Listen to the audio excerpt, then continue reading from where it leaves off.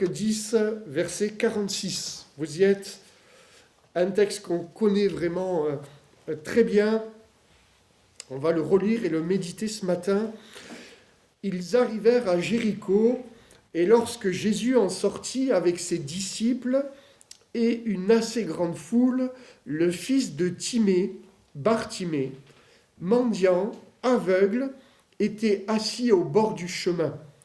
Il entendit que c'était Jésus de Nazareth, et il se mit à crier « Fils de David, Jésus, aie pitié de moi !» Plusieurs le reprenaient pour le faire taire, mais il criait beaucoup plus fort « Fils de David, aie pitié de moi !» Jésus s'arrêta et dit « Appelez-le !» Ils appelèrent l'aveugle en lui disant « Prends courage, lève-toi, il t'appelle !»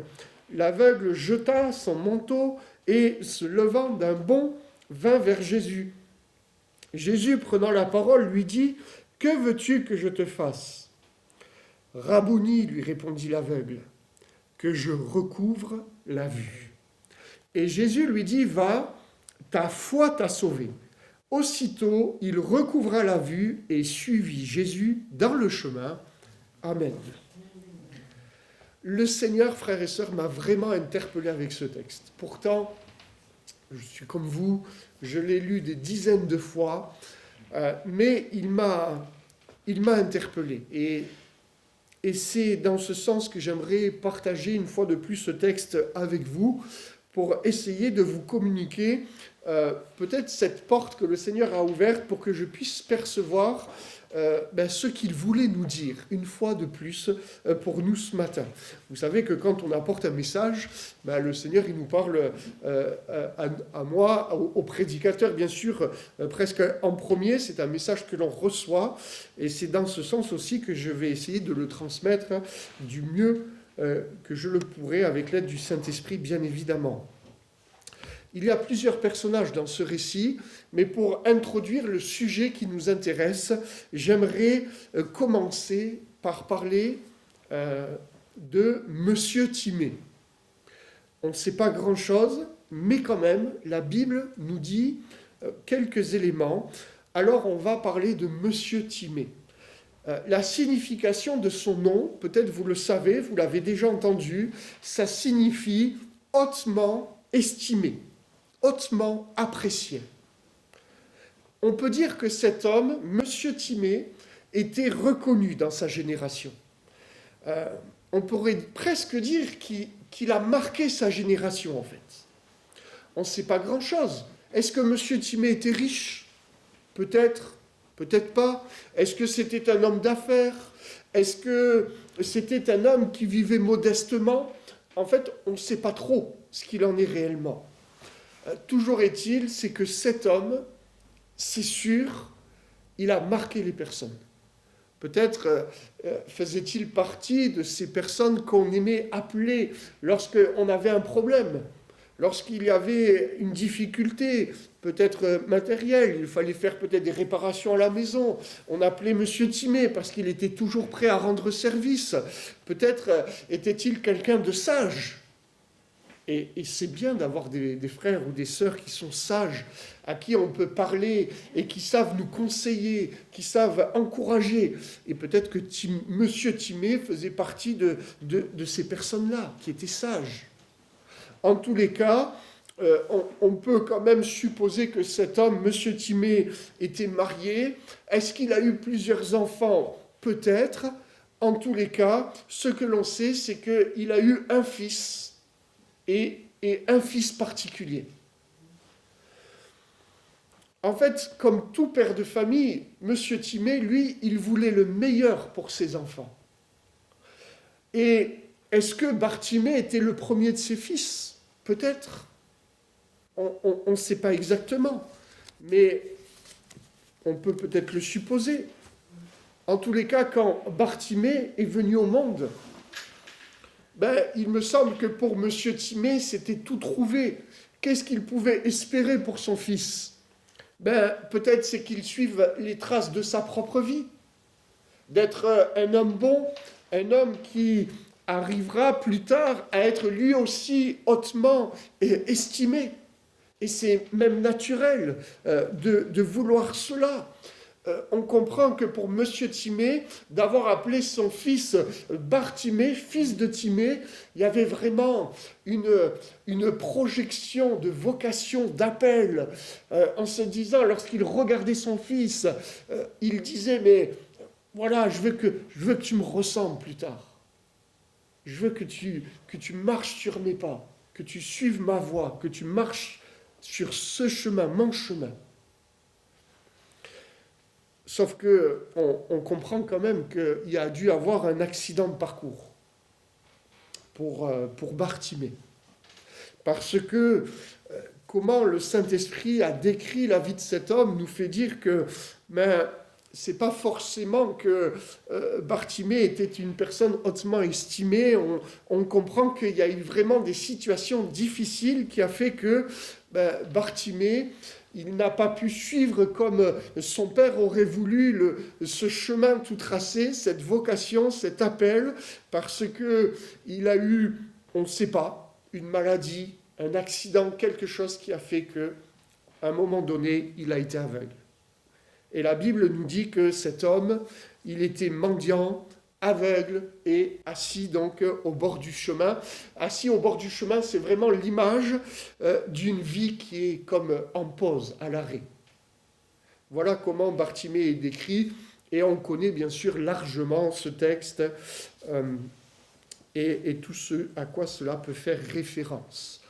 On comprend que dans la vie de Bartimée, ce qui a créé peut-être ses soucis, ce chamboulement de vie, c'est le fait qu'il soit aveugle. Et par conséquent, on comprend aisément, j'espère qu'on aurait fait la même chose que lui, c'est-à-dire que quand Bartimée entend que Jésus va passer par là, Jésus, celui qui change les vies, Jésus, celui qui est capable de faire des miracles et des prodiges, bien sûr que Bartimée avait entendu parler de Jésus. Bien sûr que ça discutait, bien sûr que tout se savait, bien sûr que peut-être cela faisait des jours qu'il cheminait intérieurement en se disant « mais j'aimerais que Jésus passe par là, parce que s'il passe, ma vie va être transformée ». Et effectivement, c'est ce qui va se passer. On connaît comment le dérouler, comment ça va se passer. Il va crier, on va vouloir le faire taire, il va crier encore plus fort, jusqu'au moment où Jésus va... La Bible nous dit cette parole, et c'est une parole vraiment très marquante, imagée. La Bible nous dit que Jésus va s'arrêter pour appeler Bartimée. Et il est bon, frères et sœurs, de se rappeler quand même que si Jésus a traversé les cieux, c'est pour s'arrêter aussi dans nos vies. C'est pour s'arrêter dans ce que nous sommes en train de vivre, les uns et les autres, et aussi encore pour lancer un appel à venir vers lui. Parce que si Jésus fait un pas, ou 10 pas, ou 100 pas, ou 1000 pas pour venir vers nous, il nous faudra quand même toujours faire nous un pas, ou quelques pas, pour venir à sa rencontre.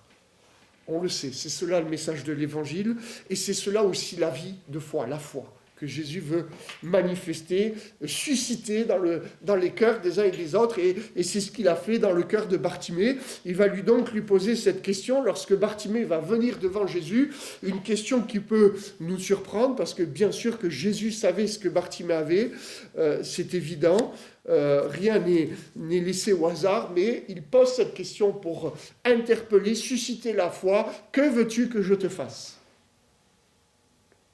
Et la réponse de Bartimée, elle est claire, elle est précise. Maître, Rabouni, maître, que je recouvre la vue. Et en fait, cette réponse-là, lorsque je l'ai lue, le Seigneur m'a vraiment interpellé. Parce que Bartimée dit, il faut que je recouvre la vue. Et vous êtes comme moi, lorsque on lit cela, on s'arrête, on comprend. D'ailleurs, certaines certaines traductions l'ont retranscrit peut-être d'une manière plus vivante, plus réelle, plus compréhensible. La version, par exemple, Parole de vie nous dit « Maître, fais que je vois comme avant ». Ça veut dire que Bartimée, pendant une période de sa vie, Eh bien, il voyait.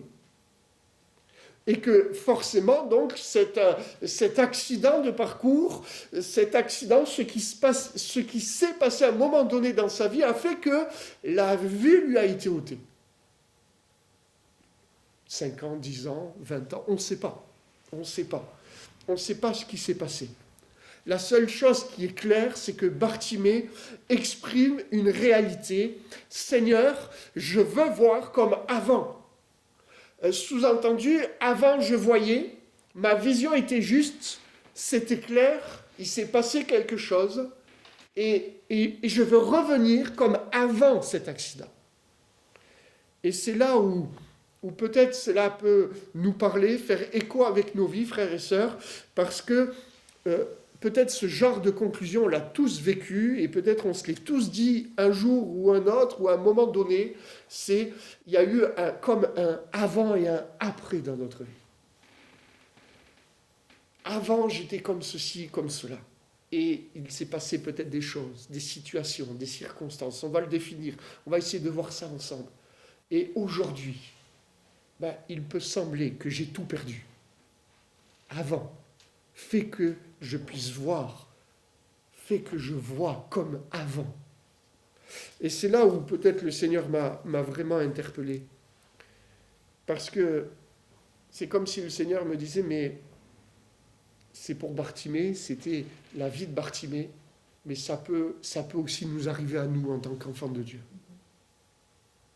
Et peut-être que la prière de Bartimée à ce moment-là, Seigneur, que je recouvre la vue, que je puisse voir comme avant, peut-être que ce matin, on pourrait, quelques-uns peuvent se l'approprier en disant, mais Seigneur, la prière de Bartimée, c'est ma prière en fait.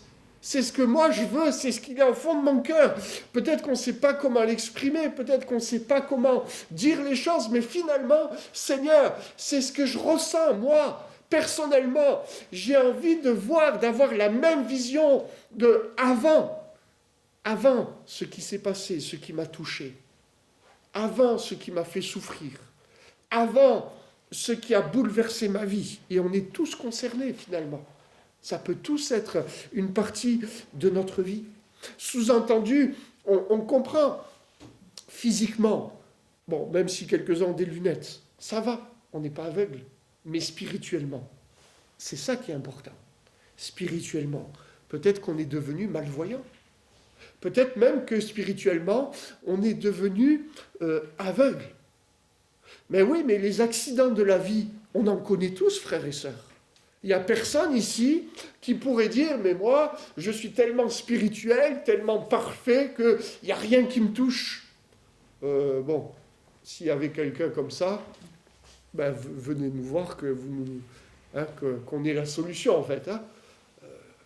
Peut-être que plus on avance dans la vie chrétienne, plus on vit la stature de Christ, plus on arrive à prendre de la distance, mais on est quand même touché, on est humain, des fois, il y a des choses qui nous font souffrir. On en connaît tous. Et des accidents de la vie, et même en tant qu'enfant de Dieu. Et pour faire référence, à ce texte qu'on est en train de lire, peut-être qu'on pourrait dire que nous aussi, on est les enfants de celui pour qui pour nous est hautement estimé. Est-ce que Dieu pour nous n'est pas hautement estimé?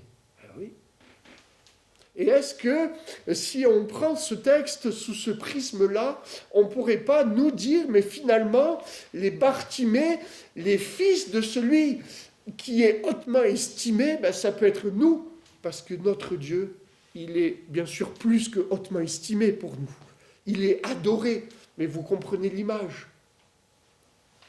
Et d'une certaine manière, parce que lorsque nous lisons ce texte, il y a des images qui tracent un chemin de réflexion dans notre être intérieur, qui nous montrent que, de la même manière, Dieu a un appel dans nos vies, une vocation, et lorsque nous sommes nés de nouveau, mais même avant notre nouvelle naissance, lorsque nous sommes venus sur terre, on n'est pas des erreurs de la nature, on n'est pas venu, même si ce n'était pas prévu, même si quelqu'un peut dire « mais moi j'ai jamais été désiré », la vérité c'est que Dieu nous a voulu, nous a désirés. Et de la même manière que Monsieur Timée a projeté pour son fils de dire « mais je vais t'appeler Bartimée parce que je veux le meilleur pour toi, je veux que tu marches sur mes pas », on peut quand même dire que notre Dieu qui nous a adoptés en Jésus-Christ, il veut le meilleur pour nos vies, il veut que nous puissions marcher sur le chemin de Christ. Mais oui, il y a des accidents, des choses qui nous touchent, des circonstances difficiles, et je pense que si on prenait le temps, on en aurait tous à raconter des choses difficiles, des choses même atroces, que les uns et les autres nous avons pu vivre. Et c'est une réalité, triste réalité, mais c'est ainsi, des épreuves, des temps d'oppression, des temps où on est comme criblé, mais je pense qu'on le vit tous, frères et sœurs, des temps qui bousculent notre vie, qui bouleversent notre quotidien, qui marquent vraiment dans notre existence un avant et un après. Vous savez, lorsque certains parlent, la dernière fois j'ai été surpris, presque choqué, enfin choqué c'est peut-être un peu exagéré, mais certains lorsqu'ils parlent du Covid, de la pandémie, ils ont ramené cela à l'an 0, c'est-à-dire certains disent on est à l'année 2 après le Covid. Certains, et c'est vrai, le Covid, cette pandémie, a bouleversé, on peut dire qu'il y a eu un avant et un après. Mais d'une manière générale, on vit tous des situations comme cela dans notre vie, un avant et un après. Et des fois, on est touché.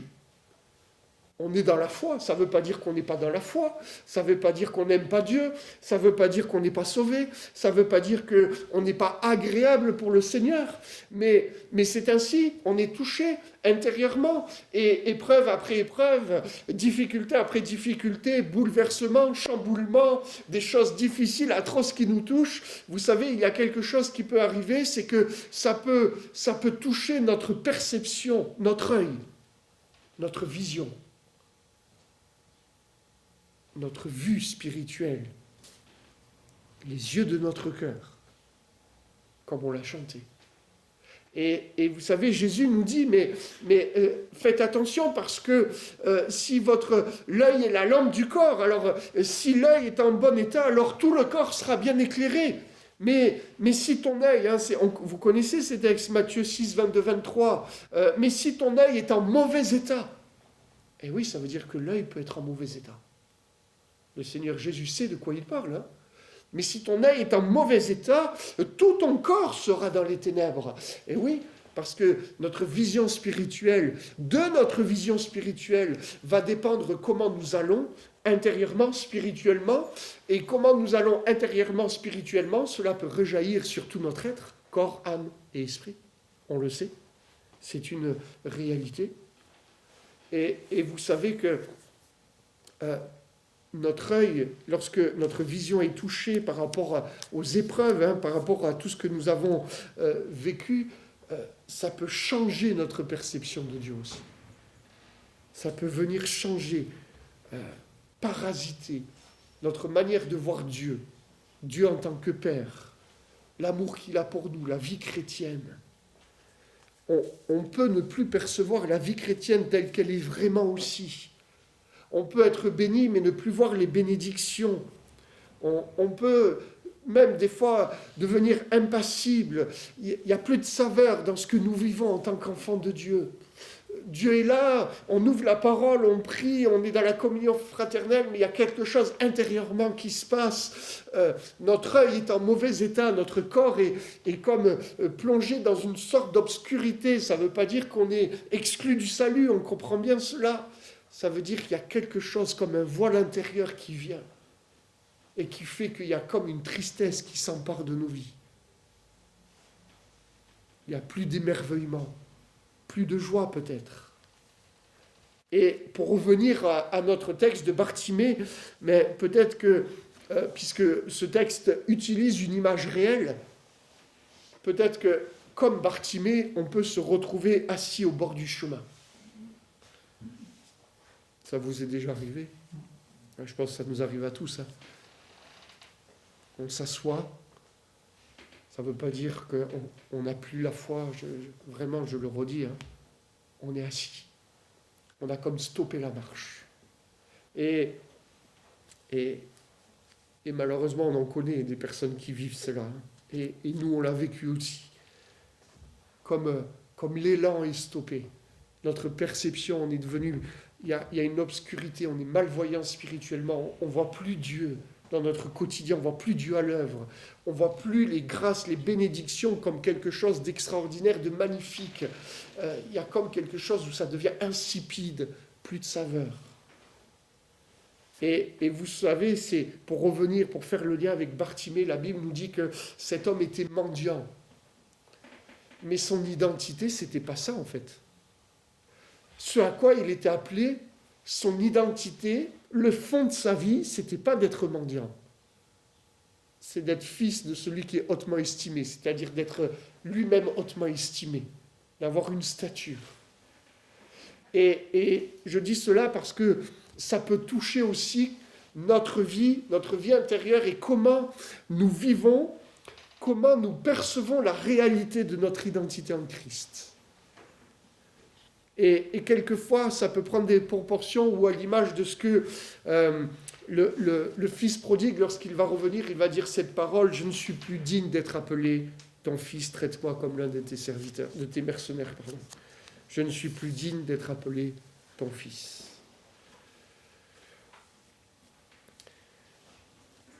Mais vous savez, si Jésus est passé par là, lorsque Jésus est sorti de Jéricho, c'était pas un hasard en fait. Si Jésus a pris le temps, alors qu'il montait pour sa mission, il savait qu'il y avait Jérusalem qui était là, il devait aller à Jérusalem. Si Jésus est passé par là où il y avait Bartimée, c'était pas un hasard, frères et sœurs. C'est parce que Dieu savait ce que cet homme vivait et Dieu voulait bénir cet homme. Et j'aime rappeler quand même que tout ce que nous avons lu, tout ce que nous avons partagé, c'est pour arriver, aboutir au fait que Dieu veut bénir.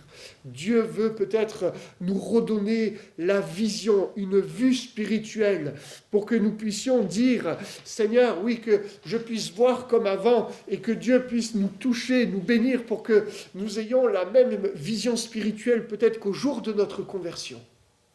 C'est possible, avec la maturité que nous avons, mais une vision claire, une vision saine de qui est Dieu, de qui je suis moi aussi en tant qu'enfant de Dieu, de ce que Dieu fait dans ma vie.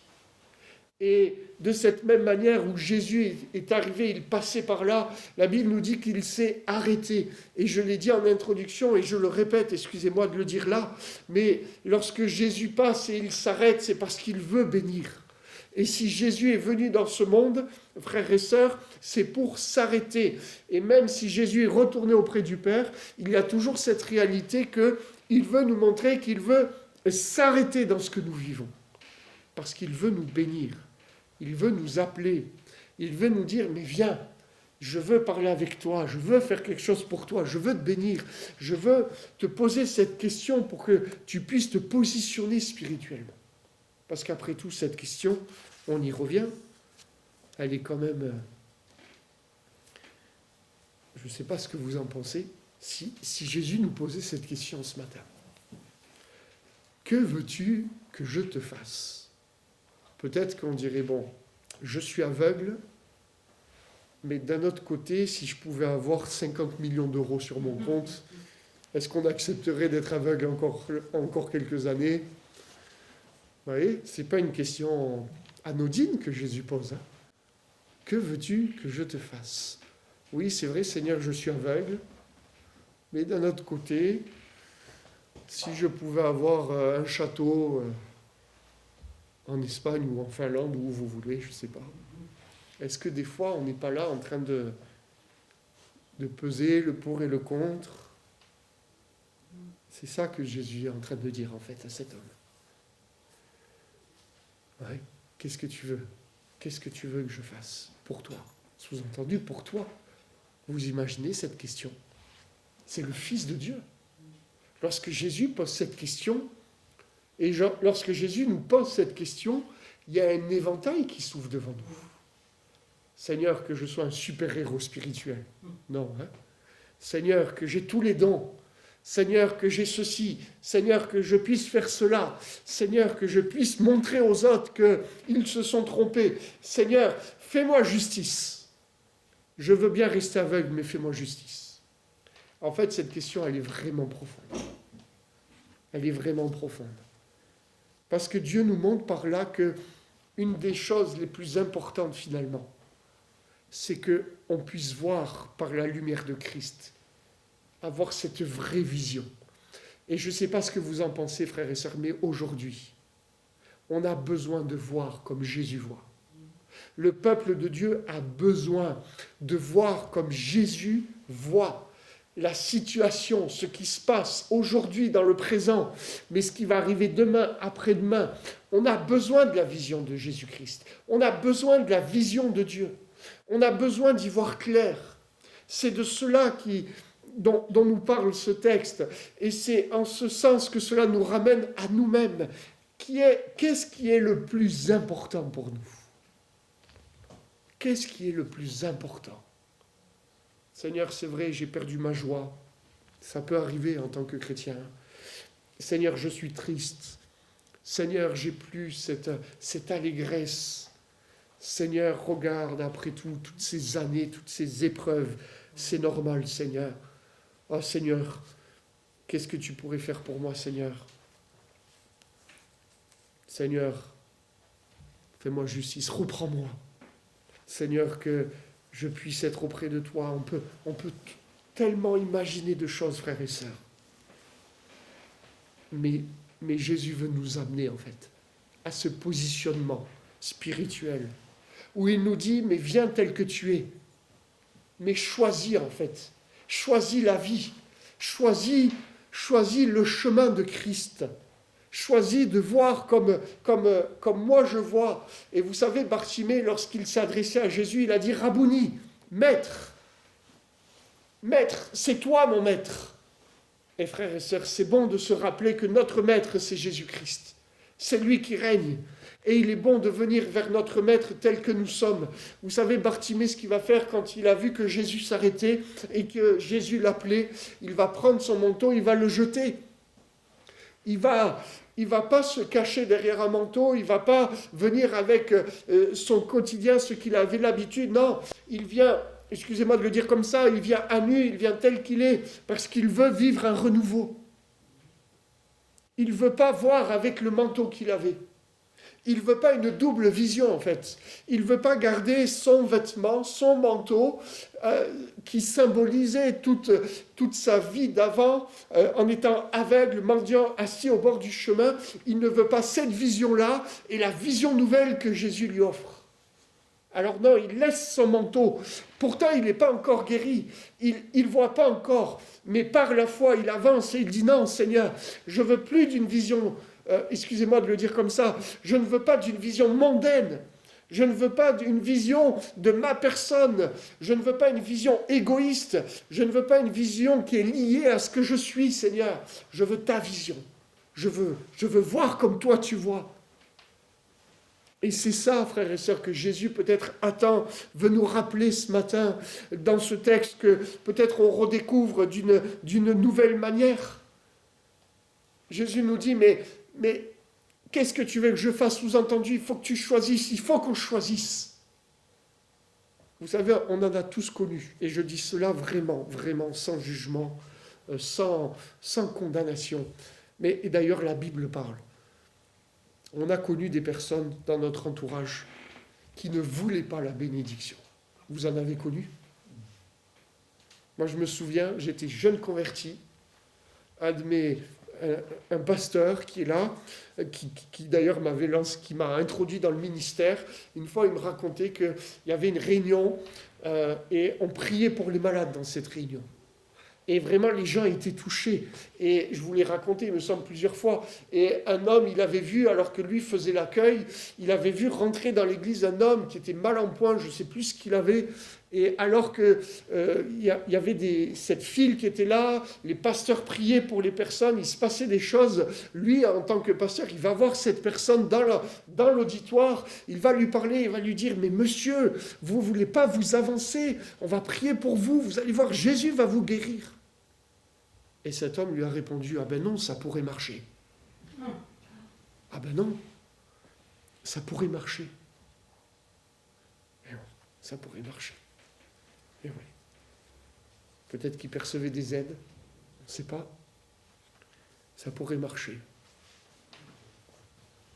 Et oui. Et vous savez, les paroles que Jésus nous dit, que le Saint-Esprit a retranscrit dans la parole, ce n'est pas des simples paroles. Il nous faut comprendre que lorsque Jésus pose cette question, c'est parce qu'il veut qu'on comprenne et qu'on se positionne.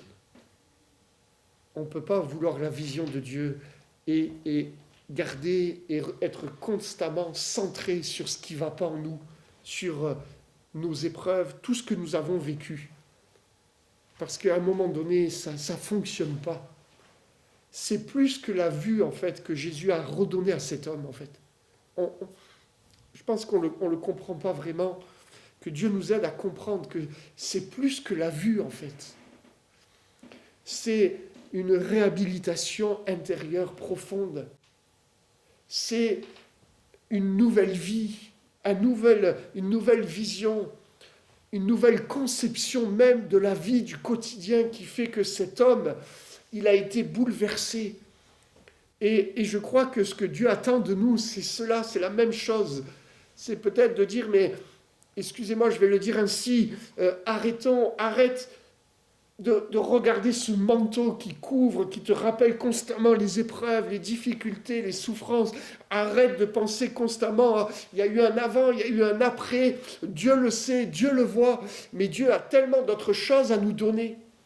Il y a tellement des bénédictions que Dieu veut rappeler et donner à son peuple. Et il nous faut dire, Seigneur, oui, j'ai un choix. Tu t'es arrêté, tu m'as appelé, mais moi tu me demandes de faire un pas, mais le pas que Dieu nous demande, c'est de le faire sans ce vêtement. Que veux-tu que je fasse? Est-ce que c'est notre priorité ce matin de dire, Seigneur, je suis venu dans ce lieu, mais je ne veux pas repartir comme je suis venu. Je ne veux pas repartir avec mon manteau de souffrance, d'épreuve, qui me rappelle constamment tout ce que j'ai perdu. Parce que Dieu veut racheter le temps. Dieu est capable de redonner ce que la sauterelle a dévoré. Vous vous souvenez de ce texte? Ce que le gélec a dévoré. Tout ce qui a été dévoré. Dieu, ce n'est pas un problème pour lui. Il dit, je vous le rendrai, ça. Quelle parole, Seigneur. Je vous le rendrai. Mais en fait, la question que Dieu nous pose, c'est qu'est-ce qu'on veut, en fait? Est-ce que... Et de notre réponse, en fait, va dépendre l'action de Dieu. Si ce matin, ensemble, on est capable de dire, Seigneur, oui, Seigneur, ce que je veux par-dessus tout, c'est de voir comme avant. De te voir toi comme avant. De voir l'œuvre de la croix comme avant, de voir ta personne comme avant, de voir ton œuvre comme avant, de voir la grâce, le Saint-Esprit, ta parole comme avant, si c'est là notre priorité. Frères et sœurs, vous savez, ça n'a pas pris des années à Bartimée pour être guéri et sauvé. On peut dire que ça a été instantané. Va, ta foi t'a sauvé. Va, ta foi t'a sauvé. Et vous savez ce que nous dit la Bible ? C'est qu'aussitôt, il va retrouver, il recouvrira la vue. Mais la Bible ne nous dit pas que ça. La Bible dit « Et suivit Jésus dans le chemin ». Alléluia.